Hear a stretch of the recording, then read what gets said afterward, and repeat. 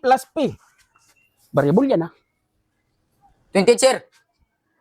P plus P, 28. Oo, sir, 28. 2P yan, 2P. Kasi may 1 rito, may 1 rito. Hindi nga, sir, 28 yan. O sige, sige. Paano naging 28? Ito kasi, sir, 0 to. 0. Ito pa, sir, isa pa tong 0. Oh. Okay, dito. 1 plus 1 equal, ilan, sir? 2. O, 2. Itong 0 lagay dito. At ito pa yung isang 0 lagay dito. Ilan yan, sir? 28. O, sabi sa'yo, 28 ang answer eh. Sabi sa'yo, 28.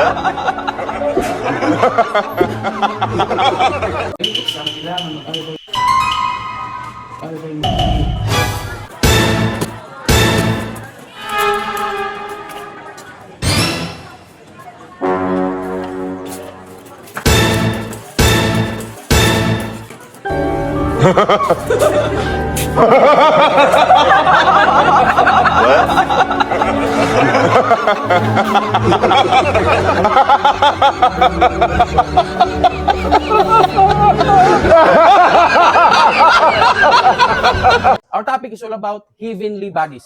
Pag sinabing heavenly bodies, yun yung makikita natin sa kalawakan. Halimbawa rito, star at sun. Ngayon, sino sa inyo ngayon ang makapagbigay ng halimbawa pa, maliban sa star and sun? Sige. Ano yan? Milky Way. Okay, Milky Way. Very good. Palakpakan si Mark. Sunod. Ako, sir. O sige, Mark. Ano yan? Skyway. Anong Skyway? Daanan niya ng mga sakyan. Ba't yung kay Mark, Milky Way, correct? Sa akin, Skyway, mali. Okay na yan, sir. Ang malaga may way.